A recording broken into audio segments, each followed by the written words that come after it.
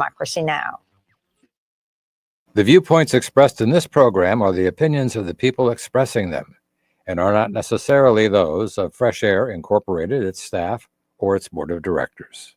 Hi, this is Al McFarlane, host of The Conversation with Al McFarlane. You're listening to 98.3 FM, KFAI, Minneapolis.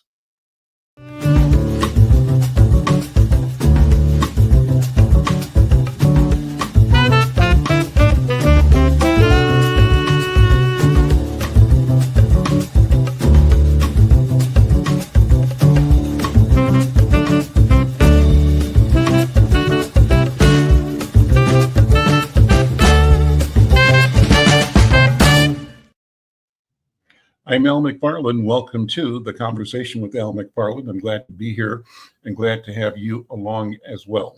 We're rolling down the track here in the Trump administration. One of the points of resistance is going on as we speak. It's a State of the People live stream. Actually, last night at around midnight or so, 11 o'clock, I checked my YouTube feed and they were launching the beginning of a 24-hour live stream on public affairs, public policy. Powerful thing, a good thing, the right thing to do.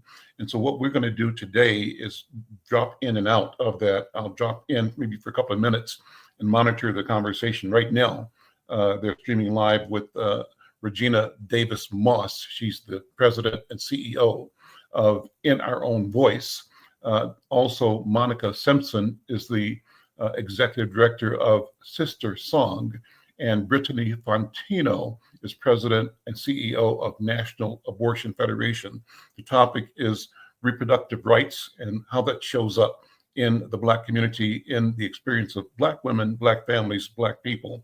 So we'll monitor that, but that's just one of many topics, the waterfronts of topics that reflect our full existence, from housing to wealth building to community activism to youth to justice. All those things are being discussed. So let me advise you or suggest to you that after the show, look them up. It's State of the People on YouTube, and it's an exciting opportunity to connect. Also, let me thank you who are tuning in, both here on the radio at KFAI and those who are joining us online. We're streaming this program, as always, on YouTube, and we're streaming to X as well, and to Facebook, and to LinkedIn. No matter where you are, we value you, we appreciate you, we thank you for being a part of the program, and we want you to engage with us as well. How do you do that? Subscribe to this channel, our channel on YouTube at YouTube/Insight News MN. Become a subscriber, become a supporter, like and share the program, no matter what platform you're on. If you're on radio, take a minute, jump on your digital device and connect with us there as well, or simply enjoy the listening. We appreciate you. If we're in your car, at your house, thank you for listening to the program as a live stream 5 days a week. So we want to connect, we want to build community. Talking with you, to you, is how we do that. Well, today we have in our program, well, let me first of all introduce, for the first few minutes of the program, Haley Taylor Schlitz. She's kind of a regular with us now. She's an assistant attorney general over at the state of Minnesota, working with Keith Ellison, and has been writing a column that is powerful in Insight News. Haley, welcome again. Good to see you. Thanks for joining. Hi, thank you for having me. I'm excited for this conversation. Well, excellent. Let me introduce then our other guests. I'm not sure if all of them are here, but if they are, they'll come on. The president and CEO of the Jeremiah program, Chastity Lord. Is Chastity here already? I am here. Hi, how are you doing? Great. Good. Welcome and good to see you. And also Lavasha Smith, who's the grants program manager at Nexus Community Partners, but she's a proud Jeremiah program alumna. So together, they're going to discuss the challenges and opportunities in education, economic equity, and breaking generational poverty. We want to explore how single mothers can thrive when given a chance to afford housing, to get quality education and childcare, and how community-driven initiatives will really improve and build our community. So all of you, thank you for being here. Before we start, I wanted you, Haley, to give a quick update on what's happening in the political arena right now. If you have impressions, thoughts about the continuing unrolling of executive orders and the consequences and impacts they're having on our community, and how we're responding to it as you're seeing it and reading it. Yes, I think that there's a lot of moving parts to this. Like you said, there's a lot of executive orders being rolled out. I saw one of the most recent ones about making English the official language of the United States. And I think that, all of this is really rooted in hatred and discrimination. These actions are based on resistance to diversity. And based on resistance to, honestly, the core values of what this country was founded on and who this country was built by and on the backs and bones of. And when you recognize that we don't have an official language because we're so diverse and because we're a country of immigrants, or when you recognize that, women should have bodily autonomy, or when you recognize these different things that these executive orders are directly against, even things that seem as mundane as paper straws, it's directly against the core. Really, it's getting at the core of what it reflects. What it reflects is acceptance that we don't live on this planet alone, and that we don't want to leave it worse than how we found it, and that we're people who care about others and care about the environment and care about the species of this planet, and that care, that acceptance of diverse species, of diverse races, of diverse backgrounds. You see that resistance in things that you wouldn't expect to see it in, like I said, like paper straws and the bigger picture behind that, or things that they've been blatant about since day one, like racism and sexism. So the political realm, continues to shape every day. It's something new. And I think that, it's just all the more reason as Gen Z comes of age, because like I said, last time we spoke, I think a lot of people forget that most of Gen Z is still in 6th grade, 7th grade, so as more people come of age to vote and reflect their opinions and, vocalize themselves in that way, we'll see change. And hopefully who's elected next as president will kind of be the undoer, if you will, of a lot of this. Well, Chastity, that's a great way to segue into the work of the Jeremiah program, because you're talking about creating space for Gen Zers and others to live with dignity and to fulfill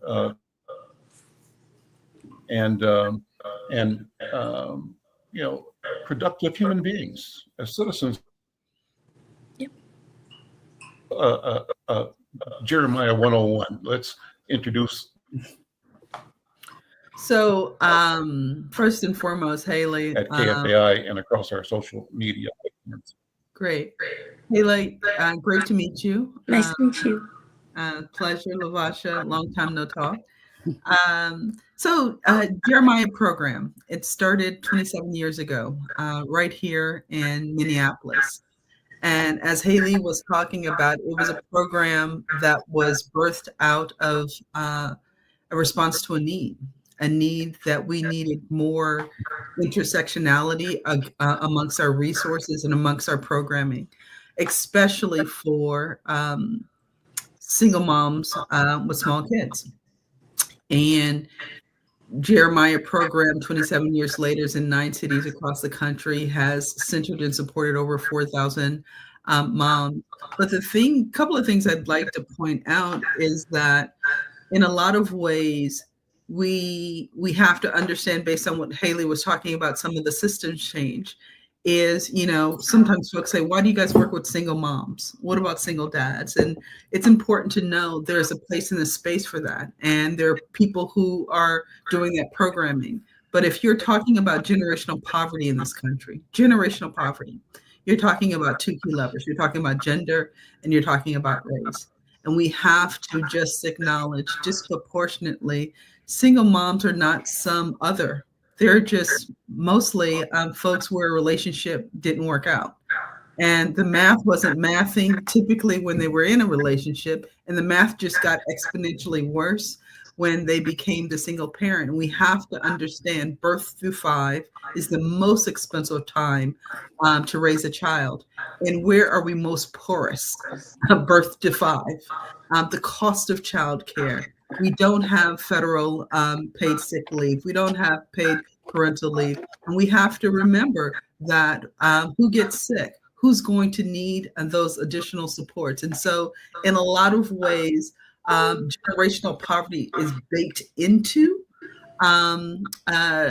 raising a child in this country, especially in the early years. And so, but Jeremiah program, it matches these incredible women who are looking for an opportunity to simultaneously bet on themselves as well as bet on their children. I was raised by a single mom, and I often said I'm the middle of 3 girls, and folks told my mom directly or indirectly, put your head down, honey, and your time is over, and bet on your kids. And I often think about what would be possible if she would have simultaneously been able to bet on herself as well as her children. Good, better, and different. The most important person in a child's life is that parental figure. And when we don't bring them into the conversation, in a lot of ways, we lose a generation. And so Jeremiah program, lovingly called JP, is meeting moms who are looking for economic mobility, not a high wage job, but really interested in running that marathon. Good, better, and different. When you're thinking about a lower income person in this country, especially a lower income single mom, the role of higher education is going to be critical. It is going to be critical. Yes, FedEx might be hiring, but I often say, who's the manager? Who's the manager's manager? Play the long game. And so it can be a yes and so we sit at the nexus of providing support systems for moms who might need housing, who simultaneously might need access to childcare, who also providing that support structure as they're moving through the different chapters of college or education. Is everything 529 programs, backup childcare, emergency funding. There's a lot of things that are built into that. And a JP mom is typically with us 4 to 6 years. We also have a really robust alumni program. But the last thing I will say, and it's really important, Al, is that a JP mom is a great mom. It's an incredible mom. And oftentimes in this country, when we're talking about single moms and we're talking about lower income, wait for it, parenting classes. And I love to say that my son, I have a 10-year-old, goes to school with some kids that can use some parenting classes too. And we have to create this space to understand the magic of moms in this country. And JP moms, I love to say, dream in 3s. They dream for themselves, they dream for their families, and they also understand the role they play in their community. So I'm looking forward to today's conversation. And Lavasha is just an example of not a unicorn, but someone that is just looking for an opportunity to be supported. And she's going to take that and pay it forward 10 times over, the same way that I am for what folks did for my mom as well. Before we bring Lavasha and Haley, I know you've got to leave in a couple of seconds here, but any impressions or thoughts from your perspective as 2 things: one, a Gen Zer, but also as a young professional, as a lawyer, as a policy specialist. What ought the community be doing to create and support, to be knowledgeable about policy strategies that support moms? You know, that's exactly, you got right in my head, because that's exactly what I was thinking about as she was speaking. I was thinking about how this is not just a policy issue, how truly policies reflect morals, and how this is really a moral issue as well. You know, things like budgets and policies and laws reflect what we value as a country. And so I think that organizations like JP and supporting them, more so leaning into them and showing that they're part of our values, is exactly where my mind was at as she was speaking and sharing a I'm high having level difficulty hearing you. I'm not sure if that's just. Is it me? Can you hear No, me? it's you, Al. We can hear Haley. Okay. Fine. Okay, I was like, oh, I don't know where I cut off. No, but as you were speaking, Chastity, I was thinking so much about how valuable that is, and how policies would really. Let me bring Lavasha in. Lavasha, can you hear me okay? I can. Let's see if your Al, signal. I think you're freezing up a little bit. We can hear Hallie just fine. I think you're freezing up a little You bit. can. Okay, so it's my machine. Yeah. Haley, go ahead, Haley. No, Listen, you're when I good. freeze up, let's keep the conversation going, okay? No, and we need more people like Lavasha and Chastity at the table is really where I was going with that. The cycle of poverty that you were just talking about is not broken by abandonment, but really it's broken through support. So things like exactly what JP does and investing in the mothers, that way they can bet on themselves too, whether that be education, access to higher pay and yes and jobs, moving up in the chain, being able to have management positions, especially with inflation, on things as simple as eggs, being able to provide for your children, especially in that like you were just speaking about, that young age, under 5, under 6, is really it really is a sensitive spot for people in their lives and a time that they could use support. So just what Al, your question when you were asking from the policy brain of things, I truly think that policies reflect a country or a state or a local or a person's morals and values. And as we navigate these next 4 years and onward for the rest of the time that we're here, I think leaning into organizations like JP are going to be really not only reflective of who we are and what we value as a country and as people, but more so it'll, like Chastity said, fold over 10 times into the next generations. And as someone who's Gen Z, not only people who, part Gen Z is in 6th grade, but part of Gen Z is 25. So that's a time where some people could be mothers, people could be getting ready to prepare for that stage in their life. So this is a very applicable time for Gen Z too, as either the children on the end of single mothers and watching their mother try to, make ends meet, or being ready to be a mother. And so that's where my mind is at. And I'm excited to hear what Lavasha has to say too about this and share her experiences.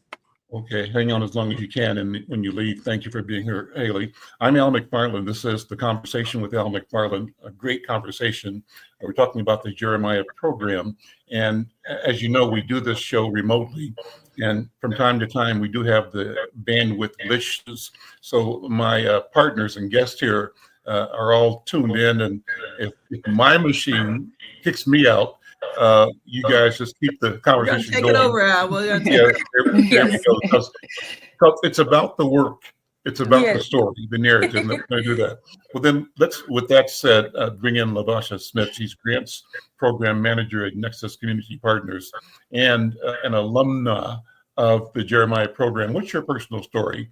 What does Jeremiah mean to you? What has it meant to you? And how do you pay back? Yeah, so my personal story is I was a freshman in college, 19 years old, and I found out that I was pregnant at the very end of my first year of college. And you can imagine it was a lot of different emotions, right? So I was like uncertain. I felt shameful. I felt like I was a disappointment to my family. I'm not a first generation college student, but I did grow up again with a single mother that was kind of pushing for, kind of betting on me, I felt like. And I feel like I let her down in that moment. After college, I couldn't stay in the dorms anymore being pregnant. And so I really didn't have anywhere to go. I stayed with family throughout the summer. Let's just stick with that. Lavasha is in college. She is in college. She is with child and she can't stay in the dorms. Mm-hmm. It's almost like it's a disease. I mean, come on. I mean, and education is going to play such a vital role in that child's life. And that decision, when you think about policy, I think we often talk about big P policy, but it's also small P policy. And that's a small P policy that could have changed the trajectory of Ty's life. Yes, go ahead. Yep. Thank you. So then I learned about Jeremiah program. I was a couple months pregnant. Applied for the program, didn't think much of it, and then I got a call back and kind of started with the program from there. And then my son and I moved into Jeremiah when he was just 4 weeks old. All he knew was Jeremiah for the first 4 years of his life. We graduated when he was 4 years old, and it's really made an impact in a lot of different ways. One of the ways I see that it made an impact on my child is him being able to stay in the same childcare from infancy all the way through preschool and having those relationships with the teachers and his friends We always credit Jeremiah for my son going to kindergarten a year early. That was not a light decision that I made, but he was like really ready, and he was really supported by the people at Jeremiah and the teachers. Him still having relationships with friends from infancy that he don't remember. They were friends when they were infants, of course, but they're still friends today. They still come over, teenage boys. And he's a freshman in high school right now. And he's always looking to give back as well. I think as far as myself, me giving back is just doing speaking engagements like this, being surrounded by other mothers that are doing the work that have come from Jeremiah. I've made a lot of friendships through Jeremiah that I still hold to this day. I met my son's godmom through Jeremiah after we were at Jeremiah together, not during, we didn't know each other. So just a lot of different ways that it's like transformed my life for the positive. Can I jump in real quick? I want to echo what you both were just saying. You know, for me, what I'm hearing, Lavasha, is that for a lot of policymakers here, life begins at conception but ends at birth. You know, that's what it sounds like to me. You know, you hear that quote, but it's really it's more applicable to people's lives than just a quote or a cliche or a saying. And for me, you know, I hear a lot of a lot of that in my family story too. You know, my mother was raised by a single mom, and so and my grandmother was a nurse, and that education that she had, the ability to pass that down and those values to my mother was able to go on and become an ER doctor and able to provide for me. So this, I feel like, all circles back also, Chastity, to what you were saying about being able to pass it down tenfold. When you support a mother, you're supporting her children too. So I just wanted to echo that. I wanted to jump in because that's what I was hearing. I also just want to, there's a couple of threads that I want to pull on, because I'm really big in this demystification. And there's this whole idea of when you say you're supporting and centering single moms with small kids in pursuit of economic mobility, let's just be very, very clear. No one does anything alone. And we're under this illusion of this independent kind of nature that we have in this country. We have to be very clear that entitlement programs of who we've always been in as a country. But unfortunately, some entitlement programs have a negative connotation. The GI Bill is an entitlement program. You did not do anything and someone gives you money. Pell Grants, that's a good entitlement program. Nobody has problems with that. Or mortgage tax credits. Let's just be very clear. We have organized ourselves in a way to ensure that we are constantly investing in our communities, investing in our citizens. But for some reason, certain folks, based on what's in your bank account, there's this negative connotation. And I really want to demystify that what we are doing at Jeremiah Program JP is what we have always done. We have been a country that has invested in communities and people. Unfortunately, certain communities and certain people don't get as many investments. And disproportionately, it's women. Disproportionately, it's women with small children. Disproportionately, it's women with small children, folks of color, and lower income. And let's just call it what it is. And what we're saying, though, when we take a parent out of the equation, when we don't have structures and systems and opportunities to invest, we lose two generations. We lose that parent, but we also lose that child. And it's not altruism, it's strategic. This is a play. This is an opportunity to actually bring folks like my mom, bring folks like Lavasha back in proximate to the mic, so that they are also proximate to solutions, and they're playing a critical role in reimagining for their community because they want to. She's thinking about her son. I'm thinking about my kids. Like, that's just the way we roll. And so I do want to play on that idea of support, like only certain people need support. And I think we all do. I don't do that. Well, I think you're getting to this idea of the intersectionality of our experience. And maybe, Chastity, you talk about, if you would, the intersection of poverty, education, and racial equity. How does that come together in your life, but also in the work of Jeremiah Program and in the movement of our people? Wow, that's a word. First and foremost, I think one of the things I will say is I often talk about how generational poverty is a social justice issue and not an economic one.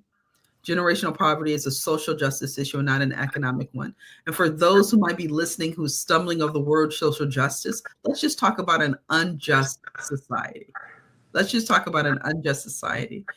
What does it mean that that there's a direct correlation between the age of a child and the incurred expenses that are going to fall upon that parent, and the absence of resources to absorb?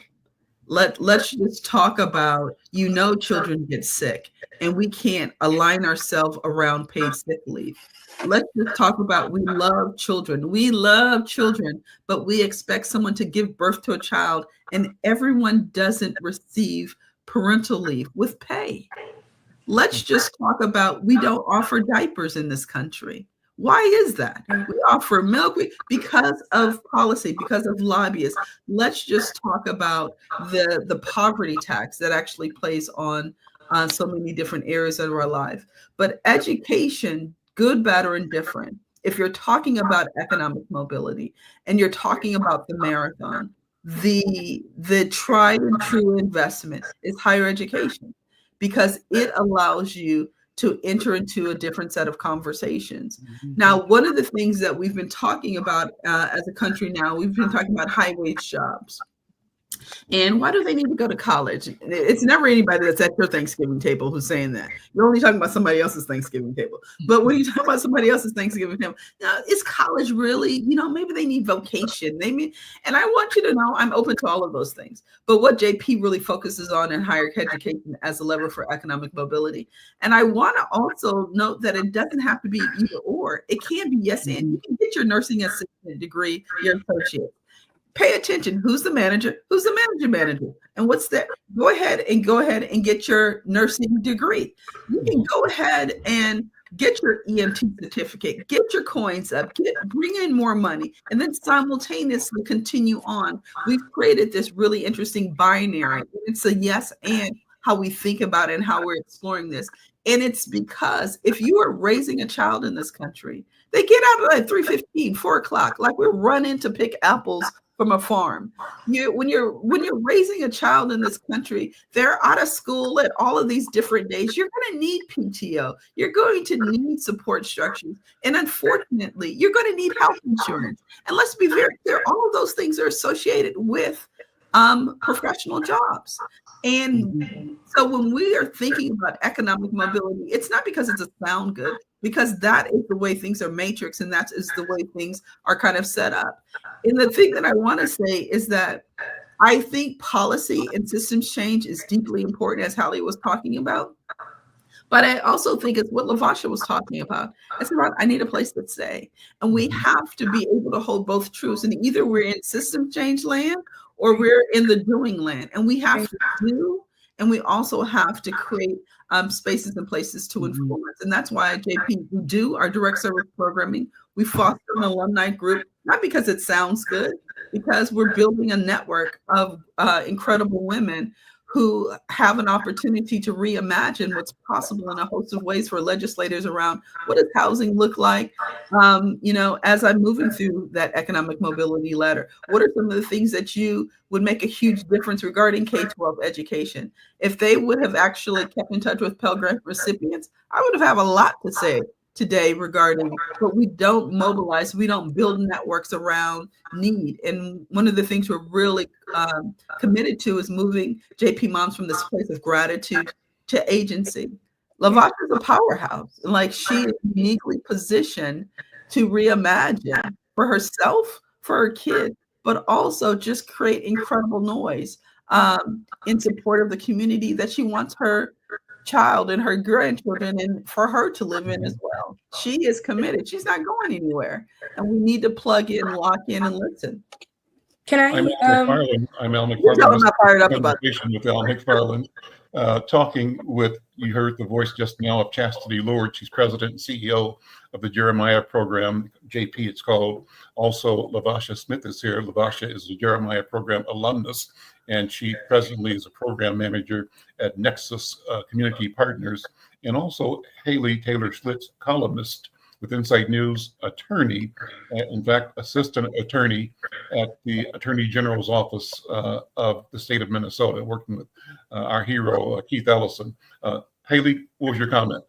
Sorry, I was just going to say I'm about to drop off. I just want to say I really appreciate this good conversation. I think that this is a conversation about not only our values and morals like we were discussing before, but recognizing that a lot of programs to support children and single mothers are under attack as well. Mm-hmm. This is not just we need to take action to build, but we also are playing defense on the other side too, of protecting what we have established. And you said I'm a columnist and proud to be working with Insight News. And I actually have written a column recently, legislating from a place of privilege, where you can hear legislators talk about how, I didn't realize that diapers were so expensive. So now I'm writing legislation to lower the prices.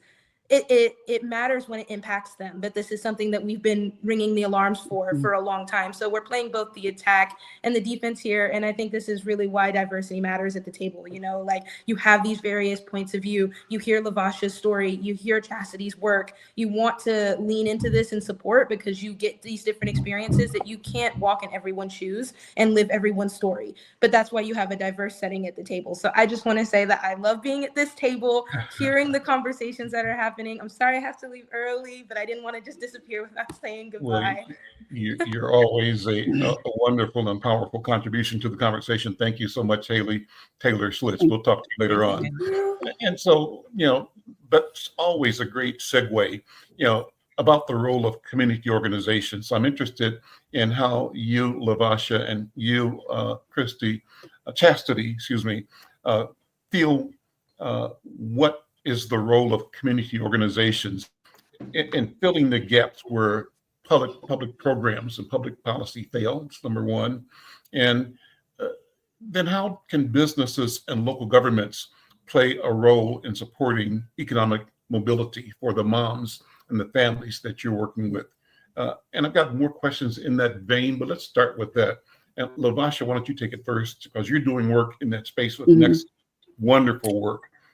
You're connected and you're delivering change in people's lives. But how can and how should community organizations do the filling where government and public policy are failing? Yeah, I think that we've been doing the work. I don't think that it's anything new. I think that it's time for us to just double down on our values and what we say we're about and what we say we're going to do. It's not a time to shy away from things or to get nervous. Like, those feelings are valid, and it's we feel those things, but it's a time to double down on what are our values, what are we doing, how do we come together as a community to organize and continue to push forward for our community, and always coming back to the community for the answers, because we've been doing this. we've been facing barriers. We've been seeing these things. This is nothing new to us. It's just a new era in a new time. But I think the more we come together as a community in a collaborative way to organize is going to be really important and really stand on what we say that we're about. Chastity, your thoughts? I echo those sentiments, and I think it's really important for folks who are most proximate to the purse strings to find out ways for folks who are most proximate to the issues to be at the same table. Mm-hmm. I think oftentimes folks with the purse strings want to come up with a pretty firm idea and then go find people to credential it. And there's a value proposition in creating a space for that idea to be birthed in unison, and helping both sides understand the trade-offs, because there are trade-offs that play into the business of social service within that. The other thing that I would say, to extend on Lavasha's point, is I think we have to move away from this either or. There's nobody who is, like, the business community isn't doing anybody any favors. The social service community isn't doing anybody any favors. We need, and houses of worship, mentoring programs, we need a constellation. And we have always been a constellation. We have always been a constellation, especially in the history of our culture. We relied on a group of people to look after our children, to look after each other. And I think, and I'm not trying to be naive, but I am saying there has to be, as Hallie was saying, budgets are moral documents. I also think, in addition to that, core values are also moral levers for corporations. It's ensuring that, every staff person has X amount of time for volunteering every year, just being super intentional about that. It's around making sure that you are creating scaffolds that people are able to vote, not just in federal elections, but also in mid-year elections that disproportionately impact our lives much more than the federal. I mean, those are just, there are things that we can all play in staying in our lanes that really add into the overarching civil society that we want to call forth. But it's intentionality. It's around making sure, have you really looked at your policies regarding parental leave? Like, do you understand what your PTO structure looks like? Have you looked at your health insurance? Have you looked at your 401k or 403b programs? Do you have opt out? Even if nobody's putting anything in, are you willing to kind of commit? There's so many things that we can do that actually demonstrate our values and demonstrate our commitment to a larger civic society. And good, bad, or indifferent, women sit at the center of that. I love to say, when women win, moms win. When moms win, our communities win. And that's just the way it goes down. And it's not a competition, but we have to understand that it is going to be a constellation of supports and investments that allow us to move forward. How can we think really uniquely about our particular lanes and making sure we're doing as much as possible to support folks in being their best selves, being their best parents, their best citizens, their best humans, and all the things.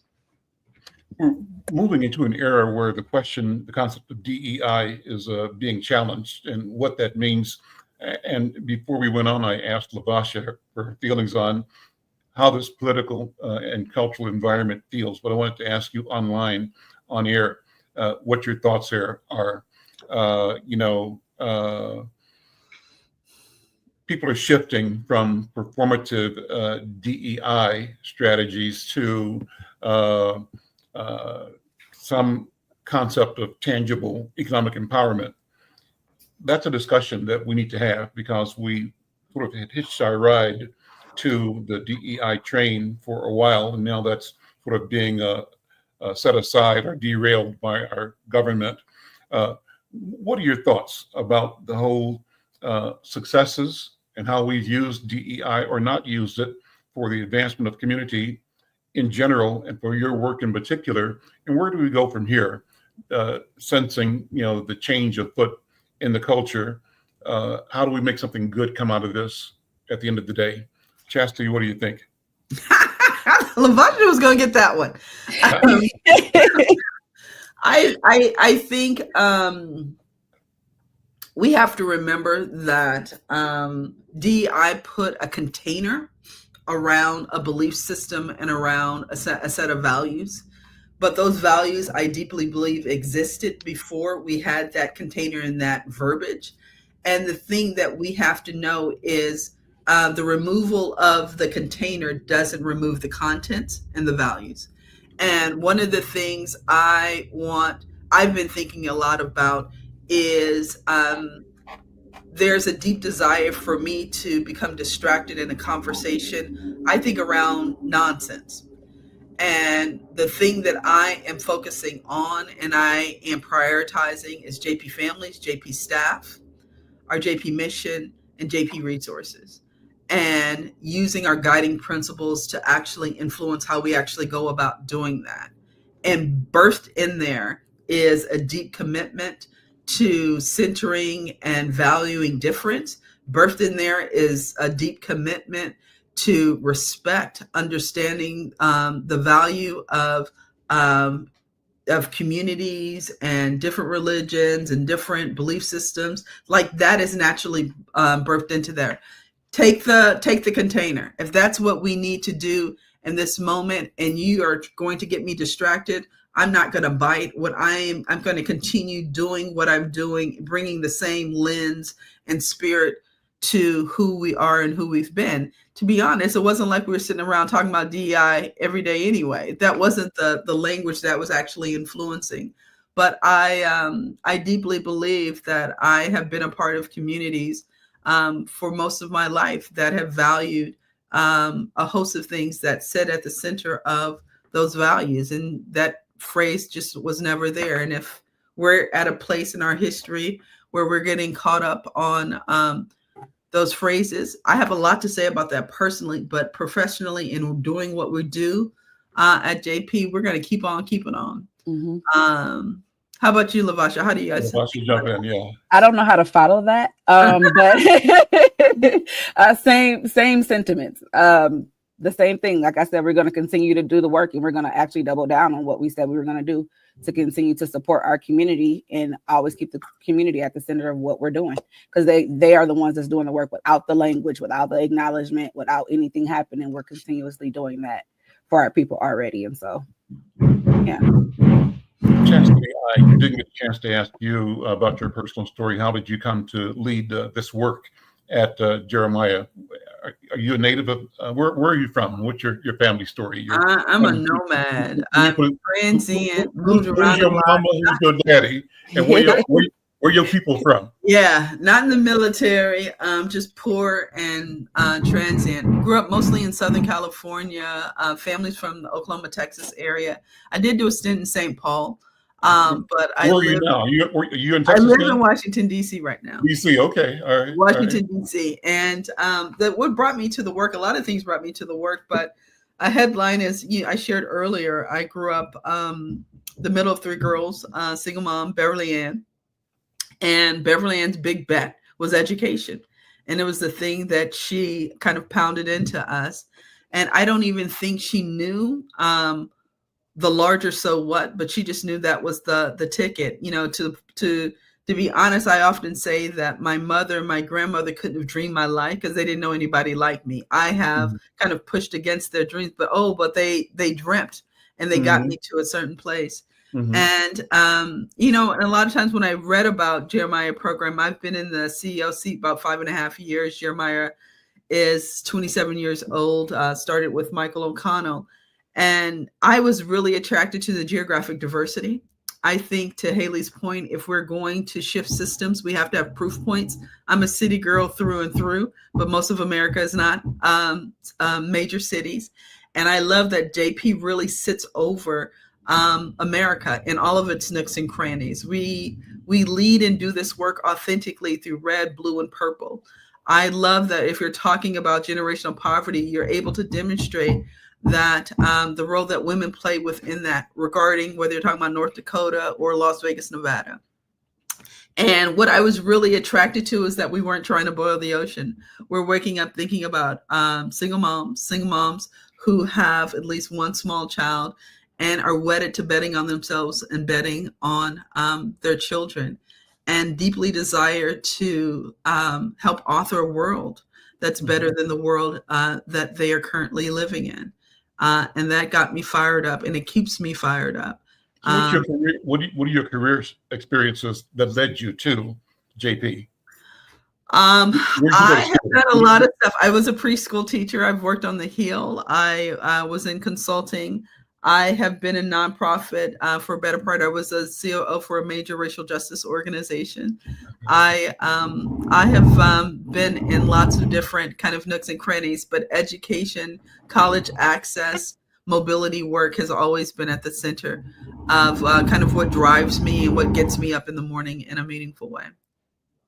Right. But ultimately, I'm Beverly Ann's daughter. Ultimately, I'm Willie Mae's granddaughter. And I am really honored and humbled by my life. And one of the ways that I pay it back is demystifying. I just don't think it should be unicorn. I think we have to demystify and talk about, no one does it alone. We have to talk about the structures and the systems that are at play that support mobility.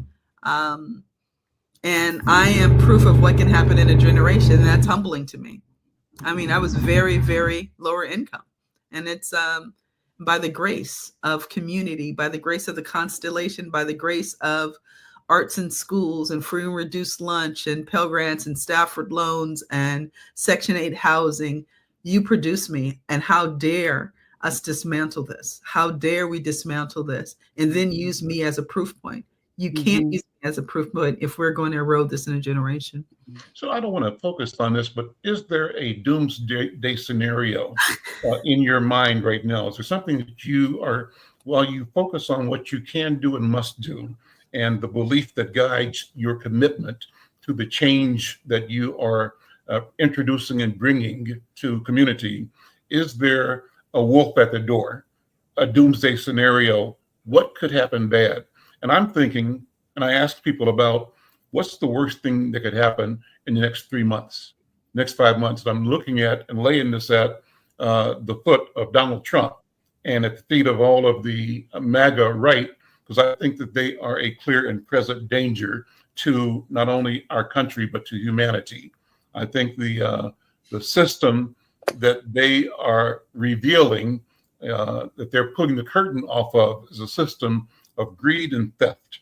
It's a criminal system that will finally make itself clear to everybody if we weren't clear before. But I don't know how you see it, but as you see things coming out of Washington from the new administration, what are the dangers? What are the bells that you are ringing? I see Haley's back too. Great, go ahead. Haley, just in the nick of time. I will say a couple of things, and I think Lavasha was alluding to this earlier, is I think one of the dangers is catching amnesia. This administration is going to benefit upper middle class, wealthy, and rich extremely well. And more money is going to be in pockets than people have seen before. And amnesia is not remembering where that money came from, at what expense, and not using that to reinvest in the community, using that to reinvest in philanthropy. And I say upper middle class because oftentimes we think about the 1% and we think about the rich, but upper middle class benefits exponentially. Average Joes do not have 401ks, do not have 403bs. They don't care about the market. They are not benefiting from a white collar. So amnesia is one, and are people understanding the benefits they're getting and making sure to repurpose that in a way that they're understanding it has been taken away from somewhere that you need to kind of fold back into. And the second one is being distracted. It's the whack-a-mole game. And, I can't believe they said that. I can't believe they did this. I can't believe that. And like, as Lavasha and I was talking about, we just have to do the work. Keep our head down and kind of do the work and kind of keep moving forward. Because the truth of the matter is, as much as I love national media and I love the op-eds and I love all the dialogue and discourse, average folk don't sit around with a $5 cup of coffee pontificating about, global affairs. They care about putting food on their table, paying their rent, being able to get to work, being able to get a little something for their kids. And I think we lose so many people are leaving our tent because they don't feel seen and heard and valued. And we've got to turn down the volume on our privilege and really turn up the volume on the day-to-day realities of the majority of Americans. We are not the majority. The majority of Americans are not sitting around on a Zoom talking about the state of the country. And so how do we kind of balance that out? Not getting distracted and then not catching amnesia would be the two things I would say. I've been monitoring the conference, State of the People, and what I want to do is let's eavesdrop on them for like 2 minutes or so, because there may be some good discussion. So Jared, if you can, drop that conversation into our live stream. And this, for background, is a 24-hour town hall meeting, a live stream that Angela Rye and her friends have organized. It's being presented across the Black Press of America and across a variety of digital platforms. Let's check out just a few minutes. It's going to require some of our allies to understand what allyship really looks like. Mm-hmm. A number of times we've had conversations about we can't support you yet, Jeff. Woo, child. That's a whole nother segment that we don't have time for. Let me pass it over to you, Quint. Jeff, you and I talk a lot about the type of leaders that we should be looking out for, developing, investing in? And if I can and talk ultimately over this, supporting? Jared, for the radio audience, I who's in the 100% stream, agree. speaking now is Quentin James. He's the founder of the Collective PAC. The moderator is Stephanie Brown James, who is founder and executive director of the Collective PAC. And Jeff Johnson is the person they're interviewing right now. We mentioned Tashara Jones in St. Louis, Brenda Woodfin, a re-election in Birmingham. What types of leaders, when we look at politics, right, when we're in those moments, should people be looking for, supporting, but also groups like Collective? Should we be training, developing, and ultimately expanding the pool of? What are those skills? What are those types of folks that we should be thinking about? Because I think right now, if we're being honest, there is a little bit of a lack of leadership in the Black community, not even the on the party side, but in the Black community. So how do we look out for, support, recruit, fund, and replicate those types of people? And real quick, I don't think we have a lack of leadership.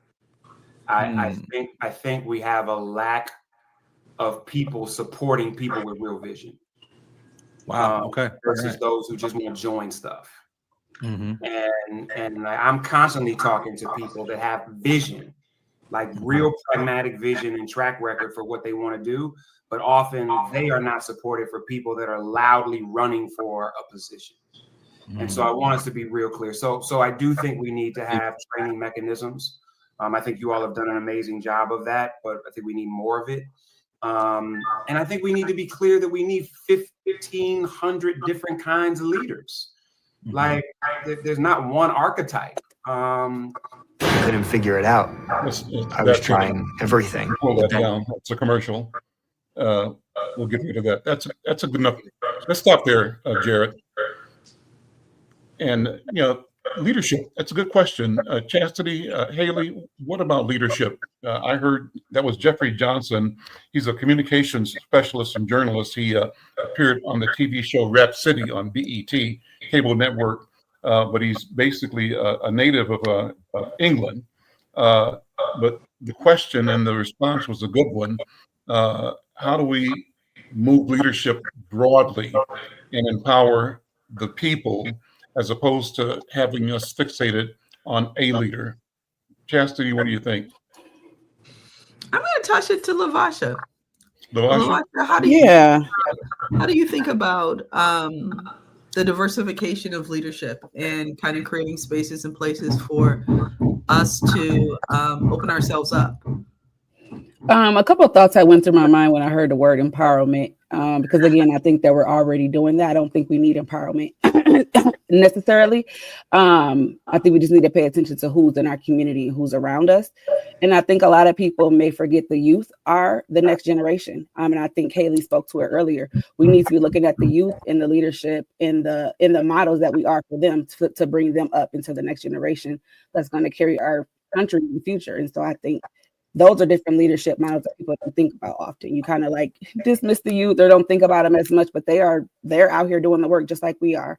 And so I think looking at different places and spaces and thinking about untraditional ways, I guess, of leadership, it needs to be talked about. Yeah. And I would add on to that it's important for us to facilitate spaces and places and conditions where leadership can feel supported and held. It's one of the things around the summit that's happening this weekend, where we're bringing together over 500 current moms, JP moms, alumni, but also virtually. Anybody that goes to Jeremiah's website can kind of register, and we'll be providing a $25 stipend if you need help with childcare or anything.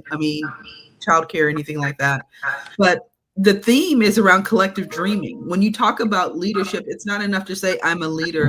It's important to be in spaces and places with other folks who are wedded to something different.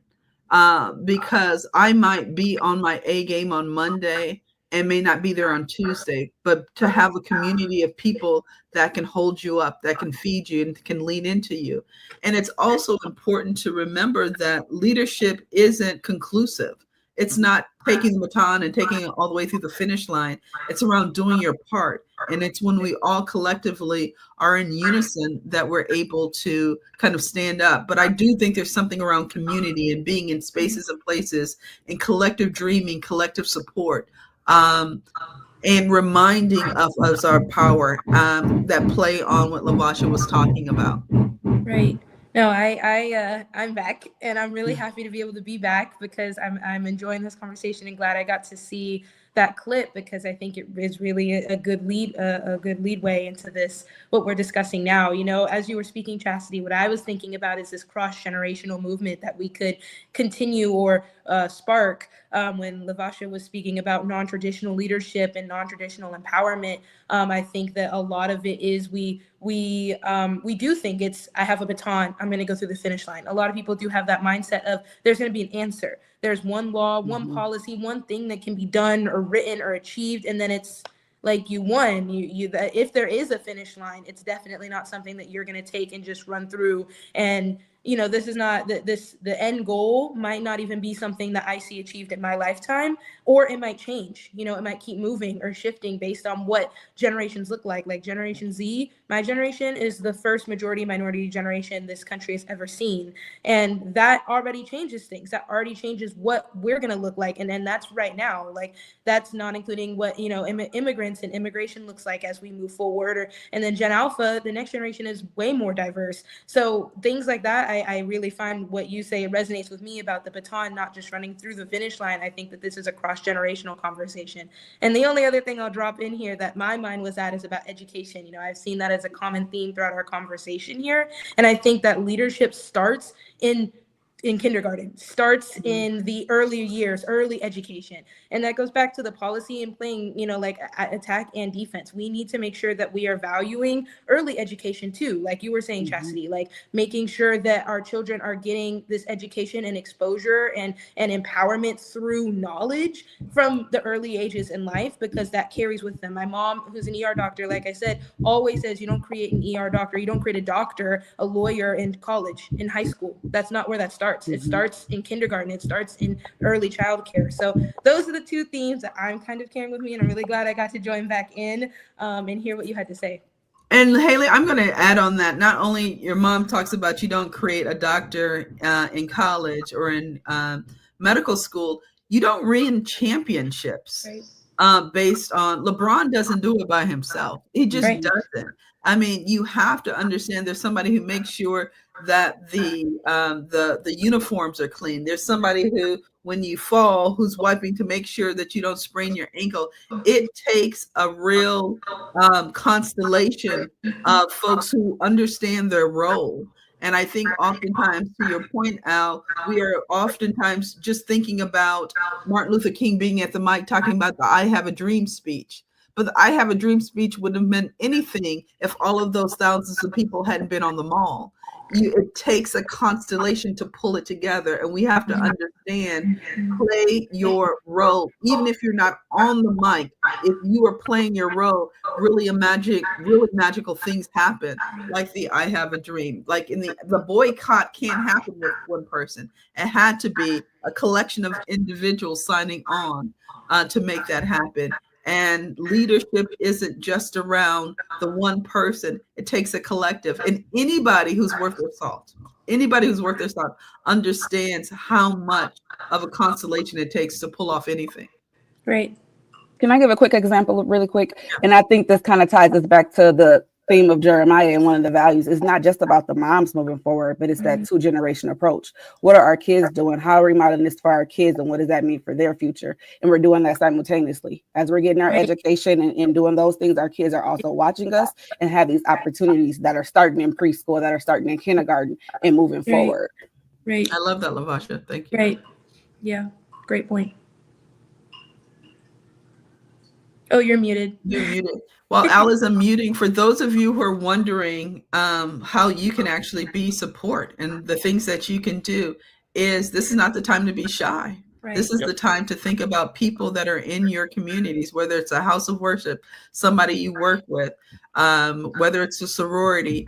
Really get the word out about a space like this weekend. The Summit Acts, it's around collective dreaming. You can go on Jeremiah's website and allow them to be in a place to learn about, are you thinking about running for office? Are you thinking about doing personal finance? Are you thinking about writing a book? And once again, it's not a lecture, it's a space to be in community with other single moms who are collectively dreaming. But go online, jeremiahprogram.org, and do your part, though. You just can't wait for someone to hear about it. Imagine if someone say, hey, I thought you would enjoy this. I know it's been rough seeing and hearing yourself on the news lately. I think this will be a place that gives you a little boost that reminds you of your power. Chastity, can they support your program on your website too? They can support, for sure. And we need, and this is what I will say, Hallie, and people oftentimes want to choose one. I'm going to push your thinking. We need you to do all three. We need doers, volunteers, we need donors, and we need door openers to talk about it. Oftentimes we want to choose either one, but leadership is about doing all three. Exactly. We're out of time. Listen, thank you all so very, very much. What a wonderful conversation, and what wonderful guest you are. Thank you so much. I'm Al McFarlane. We'll see you next time. Thank you.